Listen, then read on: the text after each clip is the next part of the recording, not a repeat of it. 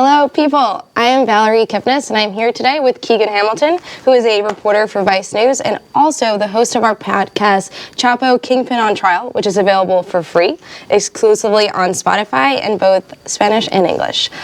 So we're here to chat about the trial of Chapo, which wrapped up yesterday with the jury finding him guilty on all 10 counts. Guilty.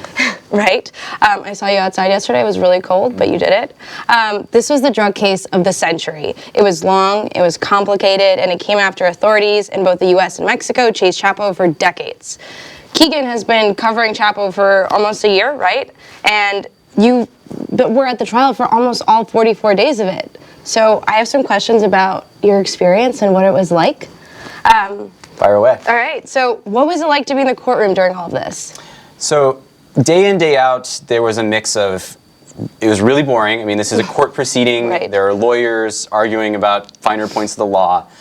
So it can be really dull, but the trade-off is that there was testimony from people who were high-level members of the Sinaloa Cartel, Chapo's former associates, who were testifying against him and sort of spilling the secrets of how the Sinaloa Cartel operated and what Chapo was like as a person.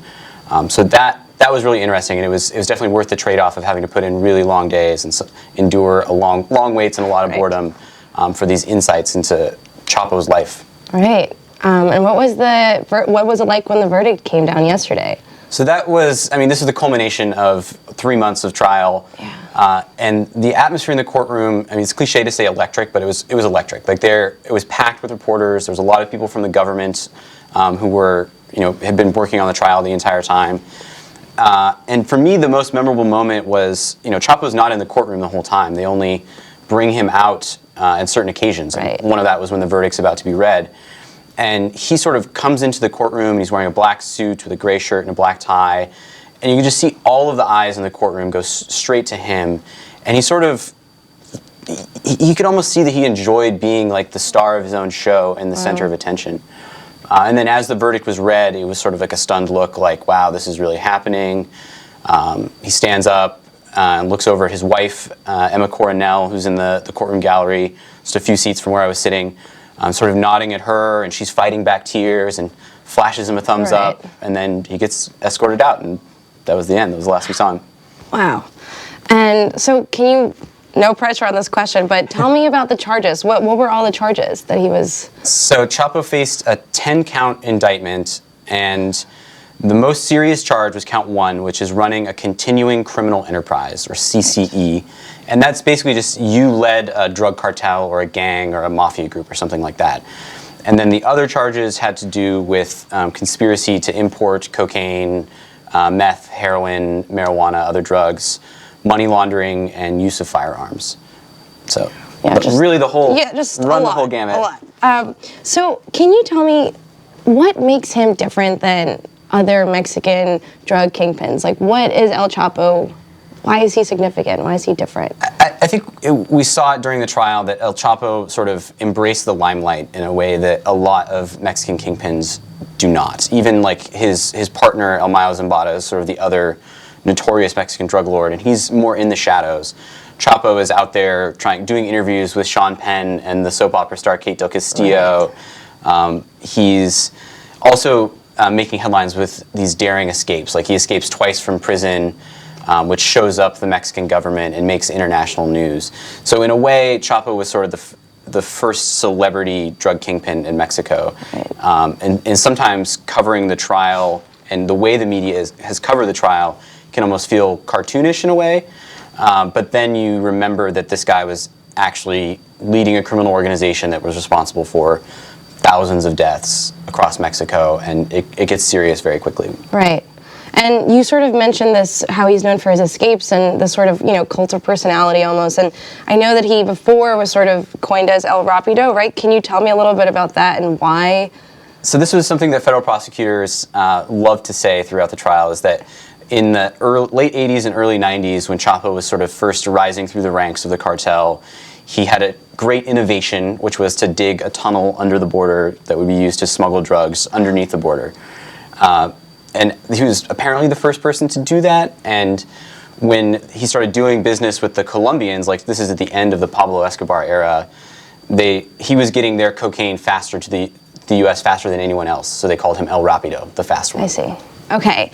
And then another story that I'm interested in is, so lots of insane details came out during the trial. Arguably one of the most interesting is his epic escape from prison on a motorcycle. So walk me through that. So this was in 2015.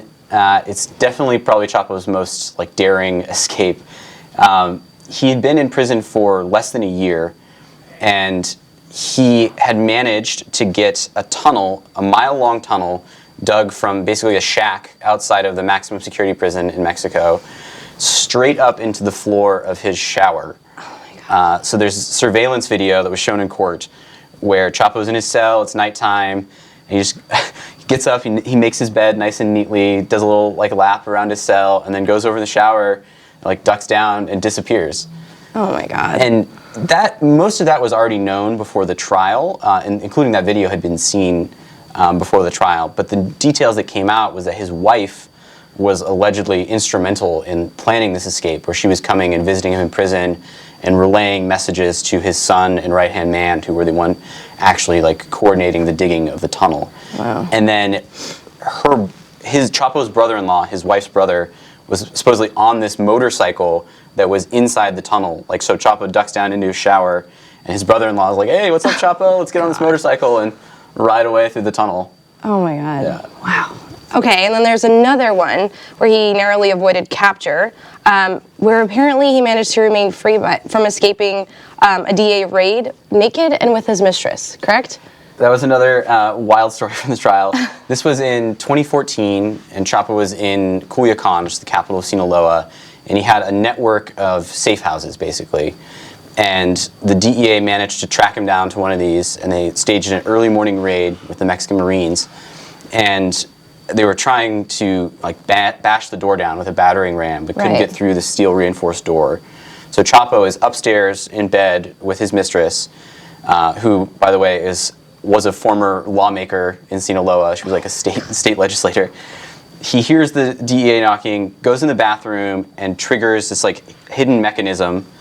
The bathtub lifts up with hydraulics, and there's a tunnel that goes down into basically the sewer system underneath the city, like the drainage network for storm drains. And they flee on foot out through these tunnels. And in the podcast, we actually went to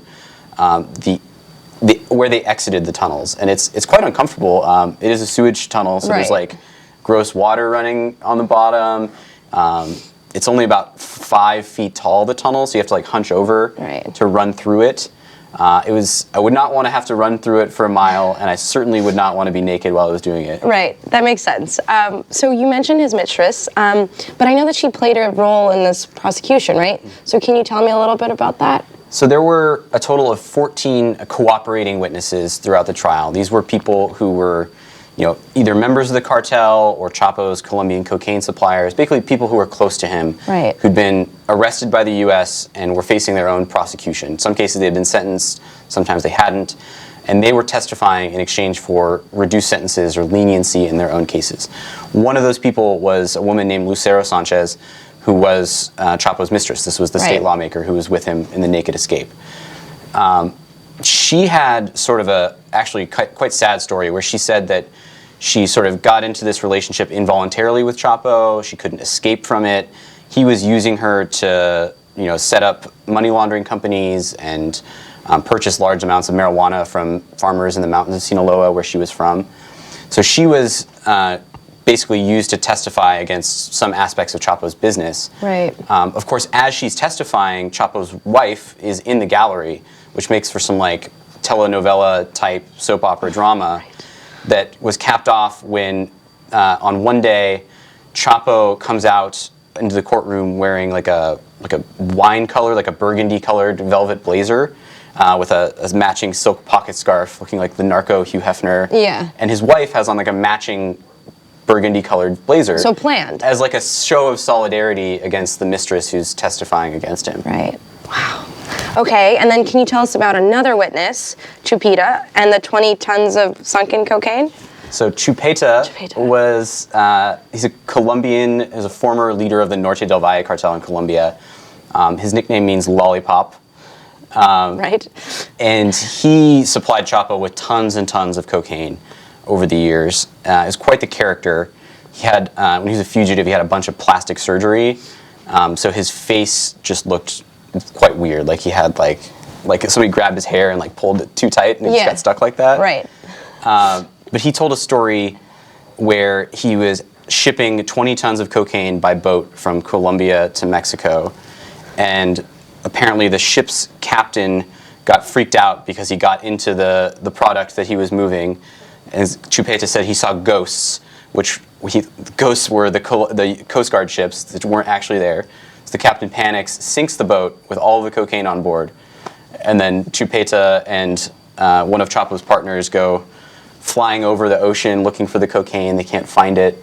So they send a team of divers who search, according to Chupeta, for more than a year before they find this like shipwrecked cocaine. Do they find it, or is it cocaine? Chupeta said that he had to send a chemist from Colombia to Mexico to like salvage what they could of the waterlogged cocaine.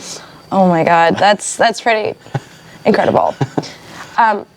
Yeah, so I'm getting some user questions. So let me ask you what people are asking you. So we have a question that says, El Mayo, is the DEA in Mexico looking for him at all? Where is he?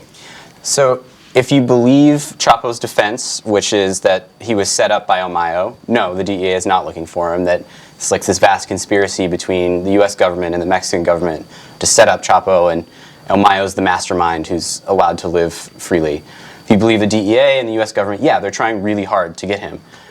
They've already captured his brother and his eldest son, who were both witnesses against El Chapo. And yeah, the DEA, by all accounts, is trying to capture El Mayo, but he is very well connected politically with bribes in Sinaloa and the federal government.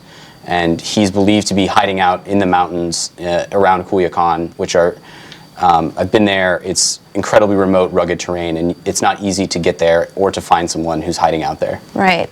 Okay, and then a follow-up is, who is next on the prosecution's list to be tried from the Sinaloa cartel?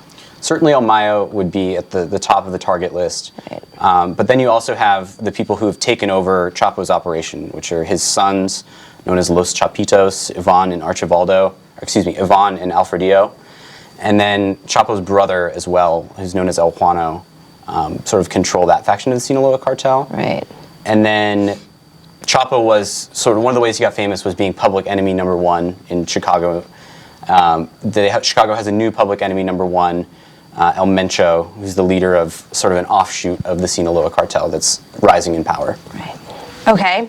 And then another one. Hi, Keegan. Did we ever find out who's paying for Chapo's lawyers? It's a great unanswered question from the trial. If you go way back to the very beginning, when Chapo was extradited, he was first represented by public defenders, like taxpayer-funded attorneys for those who can't afford their own lawyers. Mm-hmm.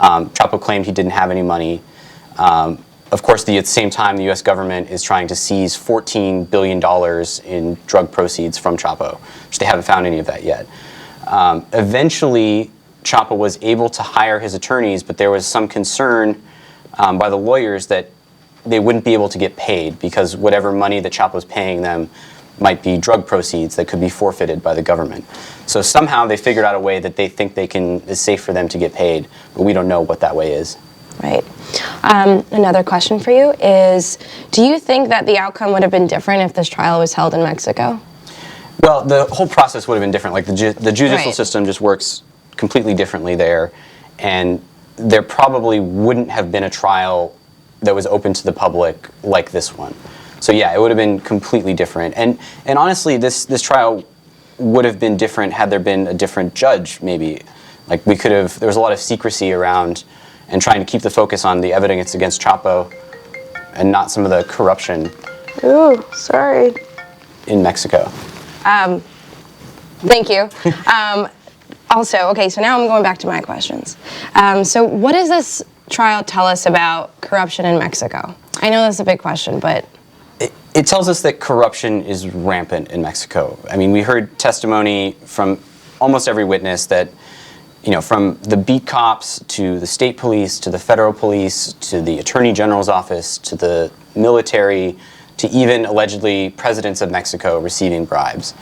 And without that bribery, there's probably no way the cartel could operate, at least not to the level that they do. Right.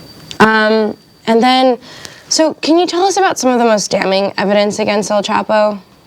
So there's a lot, Right. but the most damning evidence was probably the series of wiretapped phone calls where Chapo had a phone system where he thought he could speak without any chance of those calls being heard by law enforcement. Turns out they were able to get those calls. There was sort of Chapo's voice interacting with his underlings, giving orders to ship drugs to the United States, to kill rival cartel leaders, talking to corrupt police commanders. That was super damaging. There was also thousands of intercepted text messages where Chapo's, giving orders and running his business that way. And even Chapo's own handwritten letters from when he was in prison that he sent to his right-hand man where he's giving instructions about collecting drug debts and weapons. So you could take your pick, and there was no shortage of things that put Chapo away. Okay, and then the defense only called one witness. Who was he and what did he say? So this was the object of sort of some ridicule, I think, by people who weren't following the trial that closely. But the government called 56 witnesses. The defense called just one, who was an FBI agent, who obviously isn't super keen to say anything that might help Chapo's case. He basically testified about something that another witness for the government had testified about in terms of what was said in an interview session with federal agents. So the defense wanted to make it seem like one of the previous witnesses was lying, and that the FBI agent was sort of corroborating their theory that this guy changed his story. Right. Okay, and what was Chapo's defense? So Chapo's defense was sort of two-pronged. On one hand, they said all of these cooperating witnesses are criminals who are only testifying to save their skin, they're lying, they can't be believed. And on the other hand, they said this is all sort of a setup by Mayo Zambada to make Chapo the fall guy and to have him take the heat while El Mayo remains free in Mexico. Obviously, the jury didn't buy that. Right. And will El Chapo's conviction change anything? Or will the Sinaloa cartel keep functioning the same? I mean, El Chapo was extradited almost over 2 years ago. Right. So he's been in complete lockdown, isolation for all that time, not communicating with anyone other than his lawyers.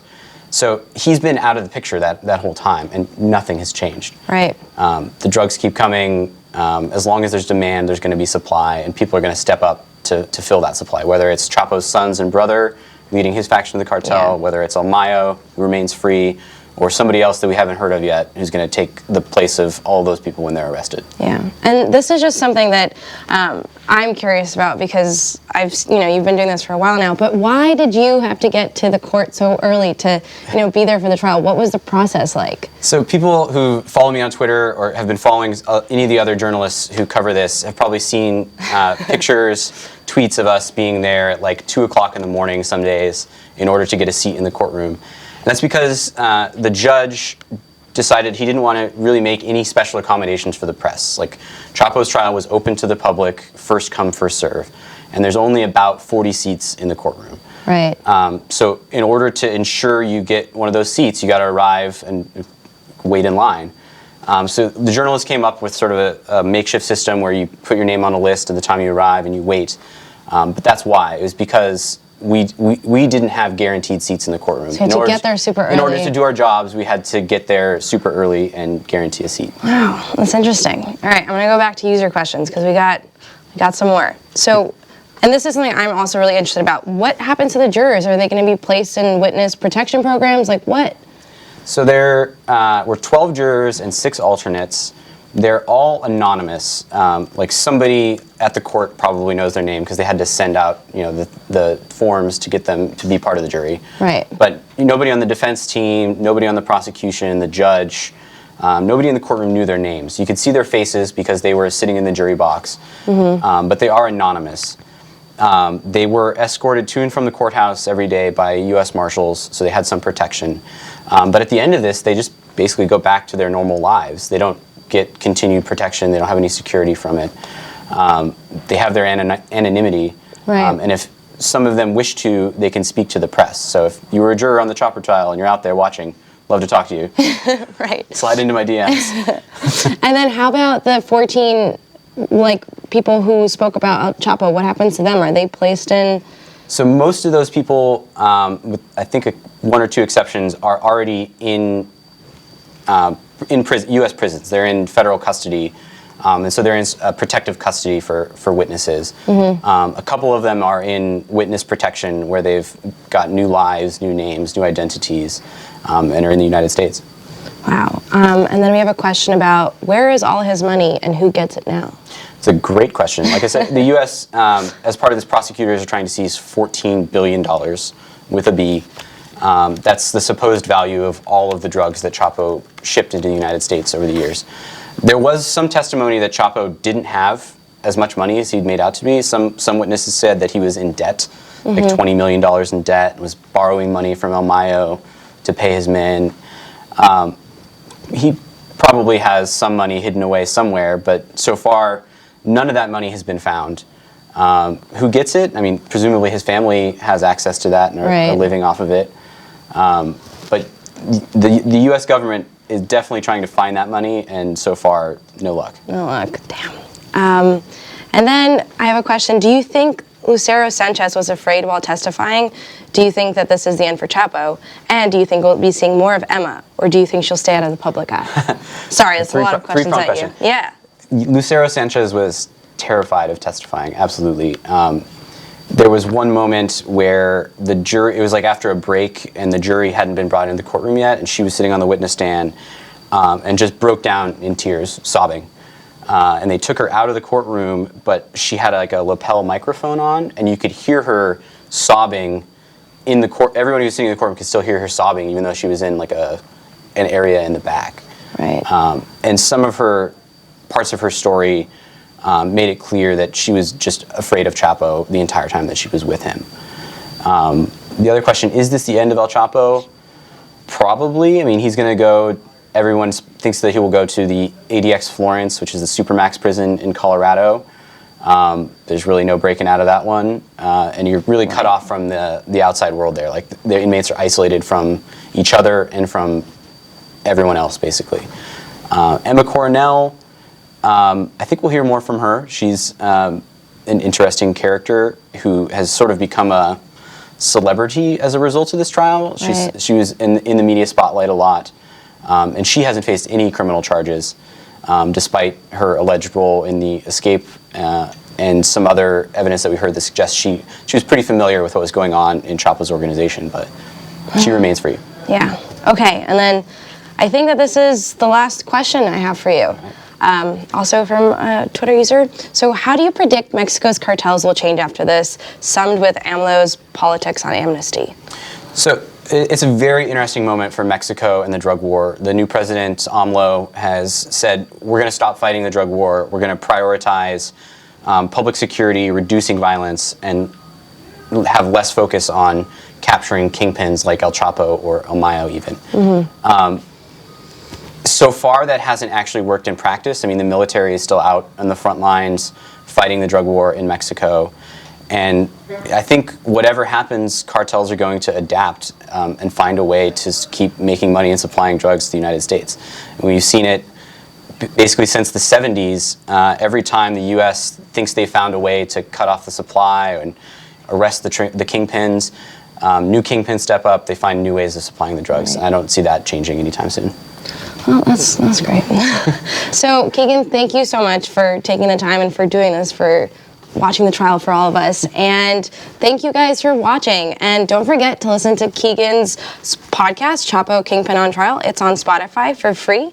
And yeah, thanks for watching. Thanks, guys.